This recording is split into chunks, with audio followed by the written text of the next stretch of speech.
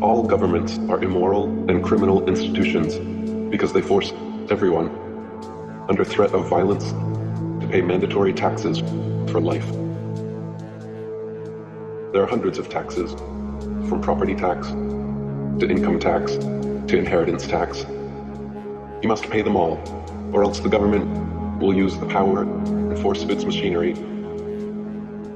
to seize your bank account, arrest you, and put you in jail. How is that any different than the Mafia? Governments demand we pay our dues regularly, promise us we'll be safe and protected if we do, and if we don't, agents come around to shake us down or put us away. If taxes were voluntary, then governments wouldn't automatically be immoral or criminal, because they would be completely funded by donation only. Thus, their very existence limited by voluntarism. Name one thing that governments provide that people couldn't do better, easier, and more efficiently at the community level. There is nowhere on earth you can go that isn't controlled by a statist government. Every piece of land has been divided up and claimed by 196 nations, all of which are controlled by some form of forced governance. There is nowhere left on earth that sovereign, freedom-loving individuals can go live freely without a mafioso government forcing them to pay taxes and obey laws. All current forms of government initiate and mandate violence and slavery upon their populations. We are all slaves to our governments because every nation forces under threat of violence and kidnapping that we must pay them a percentage of our income. So if the definition of slavery is forcefully taking 100% of someone's income, what is it called when governments forcefully take 60% of someone's income? Is that not slavery? We are taught in school that slavery ended long ago, and it is universally understood that slavery is immoral. But if governments still are forcibly taking even 1% of their population's income, that is still slavery, and even 1% slavery is immoral.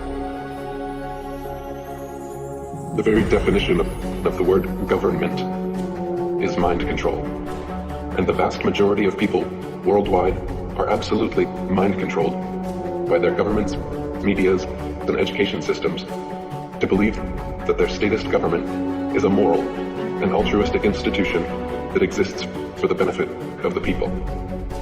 The reality is, of course, the opposite.